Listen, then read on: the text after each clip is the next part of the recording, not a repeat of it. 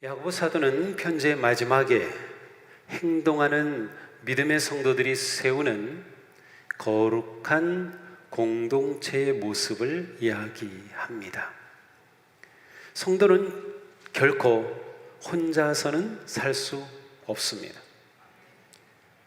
성도는 사랑의 교제 속에서 그리스도의 몸을 이루는 어머니 같은 교회의 품에 있을 때에만 성장하고 평안하며 거룩한 삶을 살아가게 됩니다.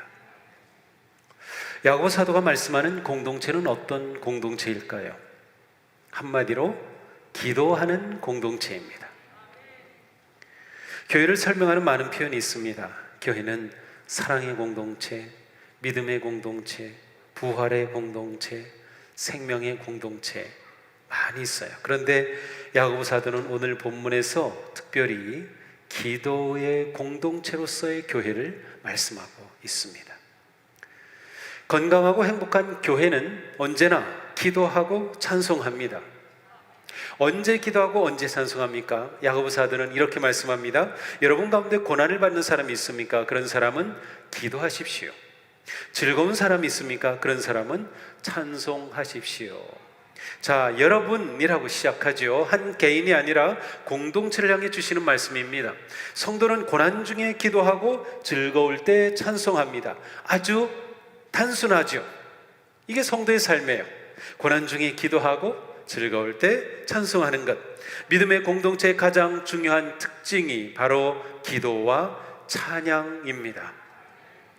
그리스도의 몸을 이루는 지체로서 우리는 기도하고 찬양합니다. 기도와 찬송은 하나님께서 우리에게 주신 거룩한 언어입니다.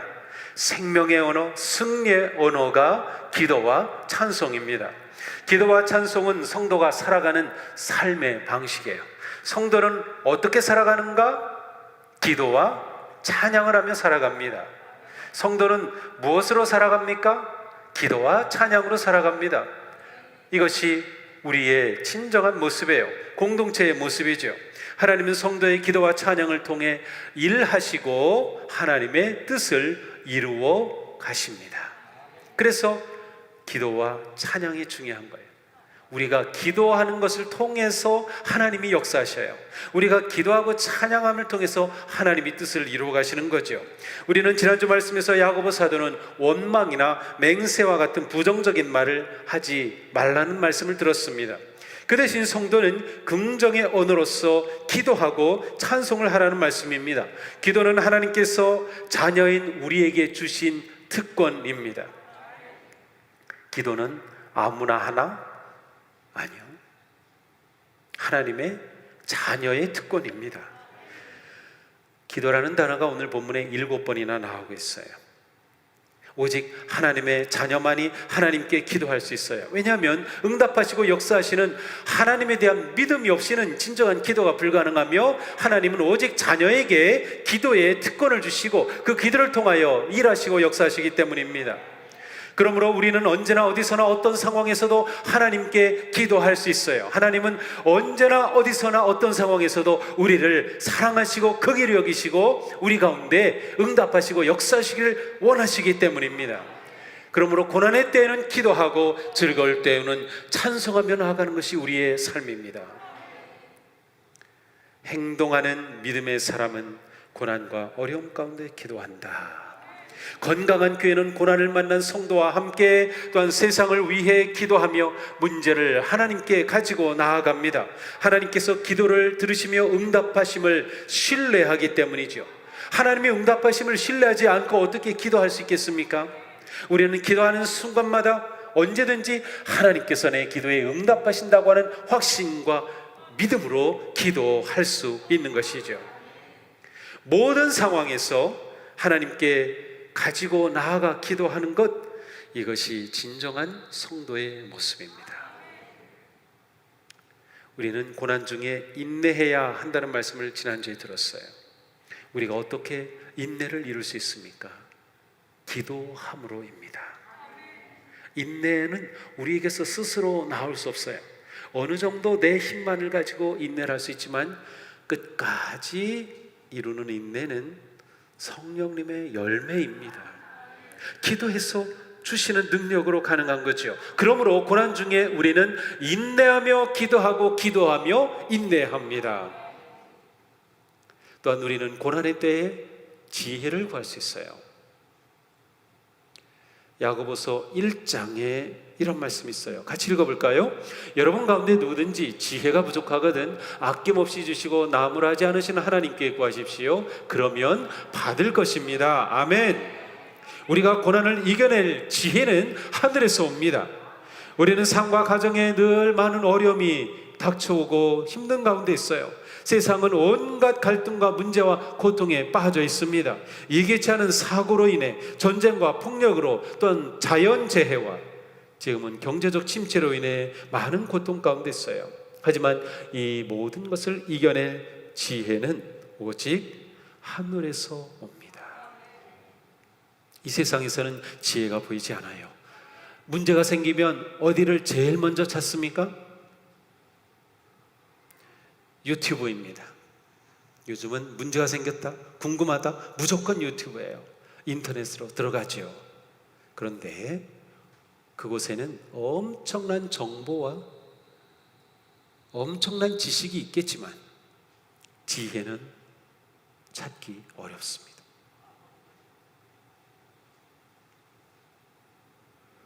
우리가 성도라는 것은 문제가 있으면, 궁금하면, 고난이 있으면 어디로 가요? 하나님께로 가는 겁니다. 기도하는 겁니다. 이것이 우리의 삶이 되어야 합니다. 기도와 찬송으로 나아가는 삶, 우리가 가져야 될 가장 기본적인 모습이에요. 언제나 하나님의 도우심을 구하며 기도하시기 바랍니다. 하나님께서는 약속하신 대로 지혜를 우리에게 주실 것입니다. 믿음의 친구에게 기도를 부탁하십시오. 기도 제목을 나누십시오. 이렇게 하여 우리가 기도하는 공동체로 성장하게 됩니다.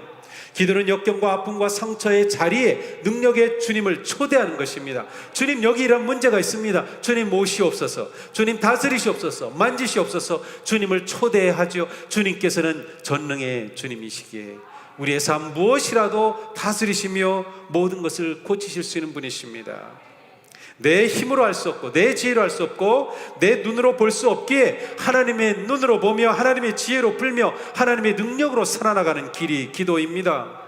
고난 중에 기도할 때 하나님은 고난을 이겨낼 지혜를 주실 뿐만 아니라 용기와 믿음과 인내의 힘도 함께 주십니다. 성도가 기도할 때 고난과 역경은 성숙과 승리의 기회가 됩니다. 예수님은 고난의 십자가를 지시기 전에 겟세마네 동산에서 땀이 피가 되도록 기도하셨어요. 아니, 그 능력의 주님이 기도를 하셨다니. 그렇습니다. 아버지 하나님께 기도하셨어요. 이 죽음의 고난을 피할 수 없겠습니까? 그러나 예수님은 기도하시면서 아버지 하나님의 뜻에 순종하셔 십자가를 지셨습니다. 그 덕분에 우리가 구원을 받고 사함을 받고 천국 백성이 된 것이 아닙니까? 예수님은 십자가에서 돌아가신 것으로 끝난 것이 아니라 부활의 영광의 승리를 이루셨습니다. 기도하신 주님께서 이루신 것을 우리는 보아야 합니다. 고난 중의 기도는 우리 자신을 변화시킵니다. 우리가 함께 기도할 때 고난 중의 기도가 교회를 변화시킵니다. 문제가 사라질 때도 있지만 오히려 고난을 통해 하나님의 뜻이 드러납니다. 우리는 고난 가운데 연단을 받아 믿음과 삶이 성장하고 깊어집니다. 고난에는 하나님의 뜻이 숨어 있습니다. 고난에는 하나님의 은혜가 숨어 있습니다. 고난은 위장된 복입니다. 그러므로 고난의 가치를 아는 성도는 고난 중에 하나님께로 매달려 기도합니다. 기도하는 사람에게 고난은 동굴이 아니라 터널입니다. 동굴과 터널의 차이는 무엇입니까? 동굴은 그렇게 깊지 않아도 막혀 있어요. 길이 없는 겁니다. 그러나 터널은 아무리 길어도 결국 환한 광명의 세상이 열려지는 거죠. 그렇습니다. 기도하는 사람에게 고난은 터널인 겁니다. 그 끝에는 빛이 있습니다. 승리가 있습니다. 소망이 있습니다. 영광이 있습니다. 변화와 성숙의 열매가 있습니다. 인내하며 기도하는 성도에게 고난은 터널일 뿐입니다. 그러니 우리가 이 터널을 지나면 고난을 통해 하나님 주시는 은혜와 복을 누리게 되는 거죠. 야고보 사도는 이어서 즐거운 사람은 찬송하라고 말씀합니다. 인생에는 고난의 때가 있는가 하면 즐거울 때가 있습니다. 영원히 즐겁지도 않고 영원히 고난만 있는 것도 아니죠. 그래 인생은 생사고락이 있는 것이죠. 지금 인생에 즐거움이 있습니까? 찬송하십시오. 찬양의 기회를 놓치지 마시라는 뜻이에요. 내게 좋은 일이 있을 때, 은혜의 일이 있을 때, 내가 고난 중에 기도하여 고난을 이겨냈을 때, 하나님이 승리를 주셨을 때 찬송하라는 것이에요. 하나님께 찬양할 기회를 놓치지 마시기 바랍니다. 우리는 하나님을 찬양함으로 하나님을 높여드리고 하나님을 인정하게 되는 것이에요. 찬양은 창조주 하나님 구원에 하나님을 높이고 경배하는 것입니다. 잘되고 즐거울 때 찬양하는 사람은 교만에 빠지지 않습니다. 이거 내가 잘한 거야, 내가 해서 이렇게 됐지가 아니에요. 하나님을 찬양하는 사람은 언제나 겸손하게 되는 겁니다.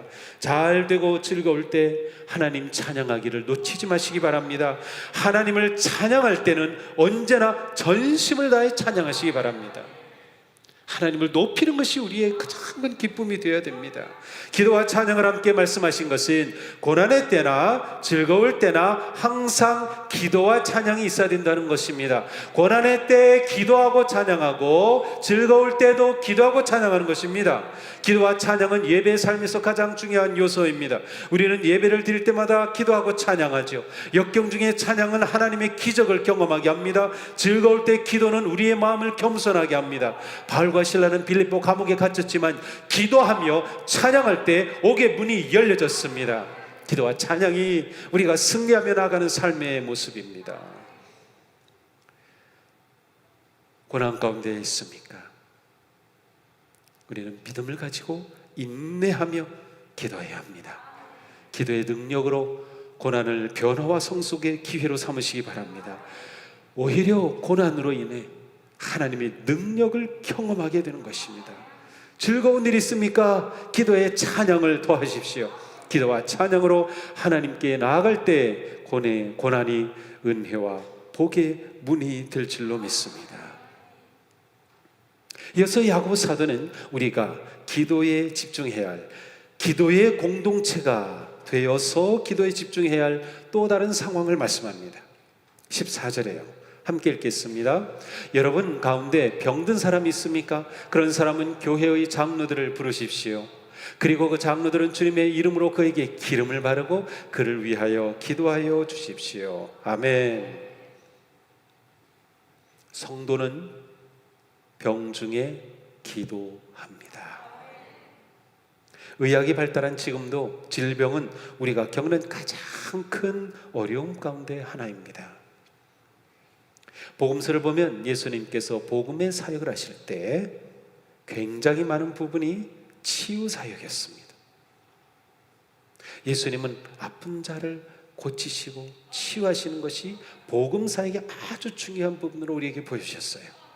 질병은 초대 교회가 직면한 큰 문제였습니다. 야고보 사도는 병든 자에게 먼저 교회의 장로들을 청하라고 합니다. 그래서 장로란 교회의 감독이나 목사 혹은 영적인 지도자입니다. 우리가 임원들이라면 우리도 여기에 해당이 될 수 있어요. 그런데 이상하지 않습니까? 병들면 누구를 불러야 합니까? 의사를 불러야죠. 그런데 교회의 장로들을 청하라는 것입니다. 이 말씀을 오해하면 안 됩니다. 이 말씀은 아플 때 의사를 청하지 말라 뜻이 아닙니다. 아프면 당연히 의사에게 가야 합니다. 능력의 사도인 바울과 동역한 사람이 누구입니까? 누가입니다. 누가는 의사였어요. 그래서 바울이 고질병이 있었거든요. 그걸 고쳐주고 치유하고 하는 아주 중요한 역할을 했어요. 교회의 지도자를 청하라 이렇게 한 것은 성도의 질병이 있을 때 신앙 공동체가 함께 대응해야 한다는 뜻이에요. 신앙적으로 질병에 대해 어떤 마음과 태도를 가져야 하는지를 말씀한 것입니다. 교회의 지도자들은 기름을 바르며 병자를 위해 기도해 주라고 합니다. 기름은 그 당시에 중요한 치료 약품이었습니다. 예수님의 선한 사마리아 사람의 이야기에 보면 선한 사마리아 사람은 강도 만나 거반 죽어가는 사람을 보게 되었을 때 그에게 다가가 기름을 바르고 포도주로 바르고 붓고 그를 싸매어 주막으로 데리고 갔다고 되어 있어요. 기름은 아주 중요한 치료 약품이었습니다. 그런 점에서 이 당시 교회 지도자들이 그런 문화 속에서 기름을 발랐다고 하는 것은 간단한 치료 행위를 하는 것으로 볼 수도 있습니다. 그러나 중요한 것은 여기에서 기도하라는 것이에요. 기름을 바르며 낫기 위해 의료 행위를 하지만 기도하라고 하는 것이 중요한 점이에요. 병든 사람은 먼저 하나님을 찾아야 합니다. 하나님이 생명과 치료의 주인이시기 때문입니다. 의사는 진료하고 의술을 베풀지만 낫게 하시는 분은 하나님이십니다. 의사는 수술하고 꿰매지만 아물게 하시는 분은 하나님이십니다. 우리는 이걸 믿어야 돼요. 의사가 수술하고 꿰맸어요. 그것은 의사가 한 일이죠. 그런데 어떻게 살이 붙습니까?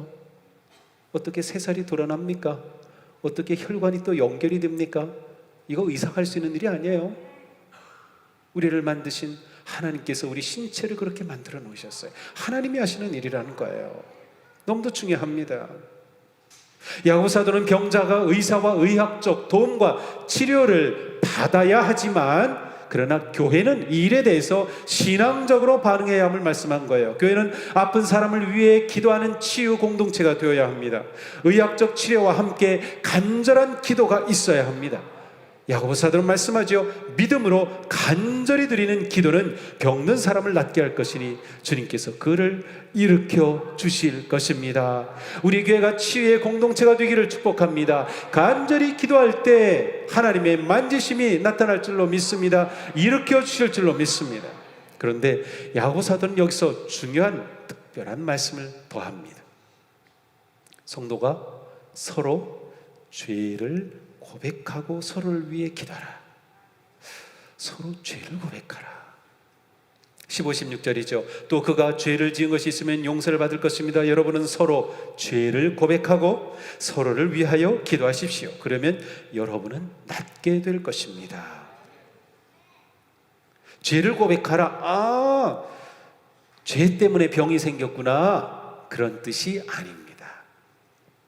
물론 죄 때문에 생긴 병도 있습니다. 그러나 병은 그 이유가 너무나도 많습니다. 유전적인 것 때문에. 저도 유전적으로 고지혈입니다. 그래서 약을 먹고 있어요. 어느 날 병원에 가서 경동맥을 딱 촬영했는데 혈전이 팍 쌓였어요. 그래서 즉각 약을 먹기 시작했어요. 제가 고지혈일 이유가 있어요? 음식 조절 엄청 열심히 하고 매일 1시간 이상 걷고 운동하는데 말이죠.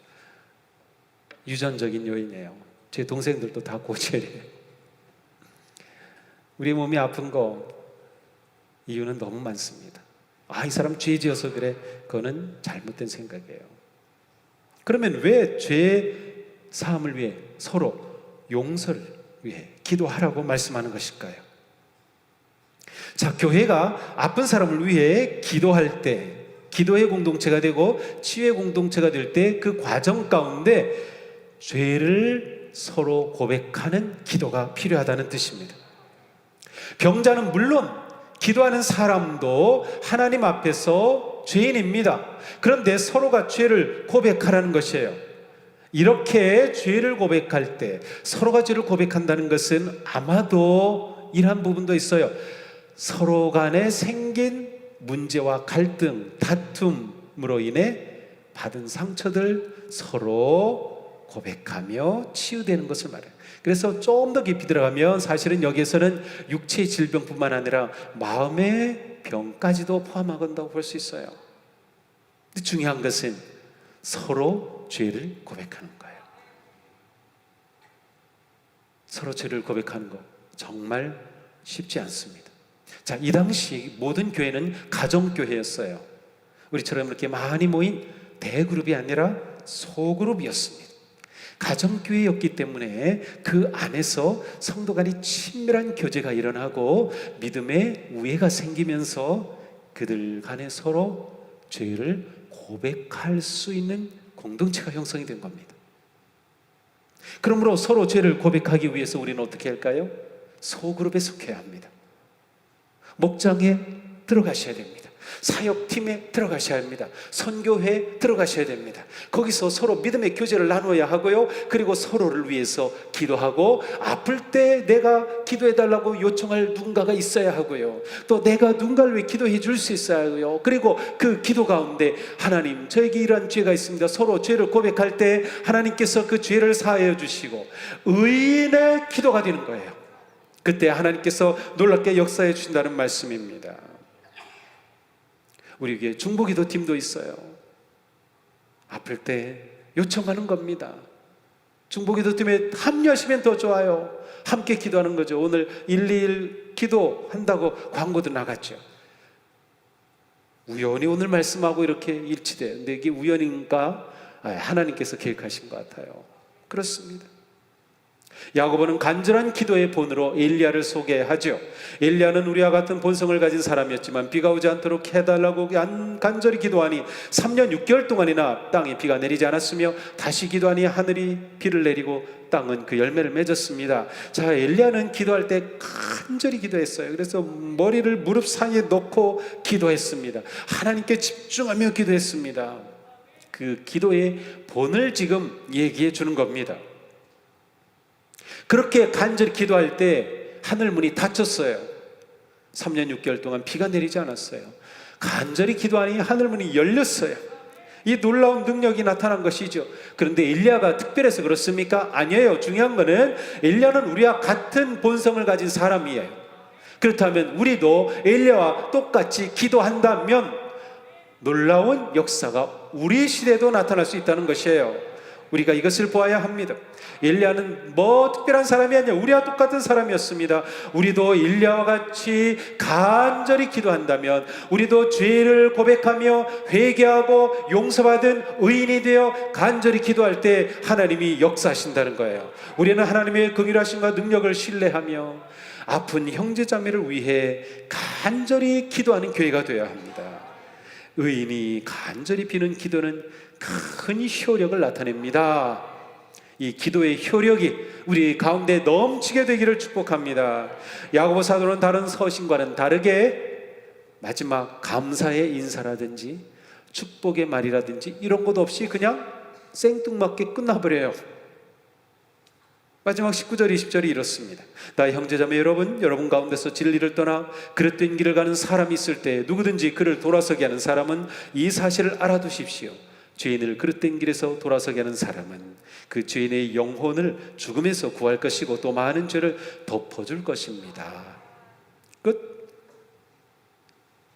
뭔가 더 말씀하셔야 될 것 같은데 이것이 야고보서의 끝입니다. 자, 여기 보니까 그릇된 길을 간 사람에 관해 말씀해요. 그릇된 길을 간다는 것은 다른 길이 있었는데 그만 이 길을 벗어난 겁니다. 그래서 헤매고 있는 것을 보여주는 것이에요. 당시에는 예수 그리스도의 복음을 받아들였던 성도들 가운데 다시 율법주의에 빠져 유대교로 돌아간 사람도 있었고, 신비 종교에 빠지는 사람도 있었고, 교회 안에 거짓 가르침도 나타나기 시작했습니다. 바로 여기로 빠지는 사람들이에요. 이단과 사이비 종교들이 나타나기 시작한 거죠. 야고보 사도는 교회는 이렇게 영적으로 헤매는 자들을 반드시 건져내야 한다라는 것을 말씀하는 겁니다. 이것이 중요하기에 편지 맨 마지막에 이렇게 강조하고 있습니다. 우리는 영적으로 헤매는 자들, 영적으로 고난당하는 자들을 위해서도 기도해야 하는 거예요. 그들을 다시금 돌이키기 위해서 기도해야 되는 것입니다. 헛된 길에 들어서는 자들을 우리가 불쌍히 여기며 그들이 돌아오도록 해야 하는 것이죠. 이것은 예수님께서 우리에게 주신 사명입니다. 이 시대도 많은 사람이 진리의 길을 떠나 헛된 길에 빠져 있습니다. 온갖 이단과 사이비의 영혼을 빼앗기고 있습니다. 우리는 낙심한 자들의 손을 잡아 돌이키고 진리의 길로 돌아오도록 사랑으로 권면해야 합니다. 이렇게 하기 위해 중요한 것이 역시 기도입니다. 우리가 어떻게 사람의 마음을 바꾸겠어요? 우리가 어떻게 그 사람의 길을 바꾸겠어요? 기도할 때 하나님께서 우리의 기도를 통해 역사하시는 겁니다. 우리는 영혼의 회복과 구원을 위해 쉬지 말고 기도해야 합니다. 진리를 떠난 자들을 위해 기도해야 합니다. 우리가 고난 가운데 있는 자를 위해 기도하고 질병으로 고통받는 자를 위해 기도하듯이 진리를 떠나 고통 중에 있는 영혼의 고통받는 자들을 위해서도 기도해야 한다. 우리는 건강한 교회입니까? 영혼과 죽어가는 자를 구원하는 생명, 구원의 공동체입니까? 기도하는 공동체입니까? 생명의 말씀과 진리 위에 굳게 서는 교회가 되기를 바랍니다. 생명력이 충만한 믿음의 공동체는 기도를 통하여 신앙이 회복이 되고 몸과 영혼의 상처가 치유되며 진리를 떠났던 자들이 되돌아오는 역사가 일어나는 공동체입니다. 어떤 위기와 고난 중에도 성령님의 역사와 인도하심을 따르는 은혜의 삶을 멈추지 마시기 바랍니다. 말씀과 기도와 예배와 사랑의 교제를 계속하시기 바랍니다. 혹시 이 시간에 마음에 떠오르는 사람이 있지 않습니까? 이분이 코로나 이후로 보이질 않아, 연락도 되지 않아. 이분이 믿음의 길을 떠난 게 아닐까. 내가 관심 가지고 기도해 줘야 할 뿐 말입니다. 오는 주일 우리는 추수감사절을 지킵니다. 이번 추수감사절은 영혼 추수를 또한 함께 기대하며 준비하고 있어요. 그동안 교회에서 멀어진 친구들을 초대하고 내가 구원하기 위해 놓고 기도하던 VIP를 위해 기도하던 그를 초대하고 우리가 다시금 회복되는 기회로 삼아야 합니다. 그동안 야고보서의 말씀으로 은혜를 주신 하나님께 감사를 드립니다. 행동하는 신앙인이 가득한 우리 교회가 되기를 축복합니다. 기도의 불꽃이 활활 타오르는 우리 교회가 되기를 축복합니다. 영혼을 구원하며 질병을 치유하는 교회가 되기를 축복합니다. 고통 속에 신음하는 이 세상을 향하여 마음을 열고 생명의 복음으로 구원하는 교회가 되기를 축복합니다. 누가 기도 잘합니까? 기도하는 성도입니다. 어떤 교회가 기도하는 교회입니까? 정말로 기도하는 교회입니다. 하나님을 기쁘시게 사람을 복되게 세상을 평화롭게 하는 우리 교회, 살아있는 건강하고 복된 교회가 되기를 축복합니다. 이 시간 우리 함께 기도합시다. 그냥 은혜만 받는 것이 아니라 실제로 기도합시다. 이 시간 우리 기도할 때 두 가지 제목을 위해 기도합니다. 하나는 치유를 위해, 우리가 알고 있는 우리 아픈 성도님들 계시죠? 교회 나오지 않는다 해도 가족도 좋고요, 또 아픈 이웃도 좋고 친구도 생각이 나면 하나님의 치유하심을 위해, 또한 영혼 구원을 위해, 믿음의 길을 벗어났던 낙심한 자를 위해, 잘못된 길로 들어가 있는 자를 위해 이 시간 우리 다 같이 몸의 치유와 영혼의 회복을 위해 다 합심으로 기도하겠습니다.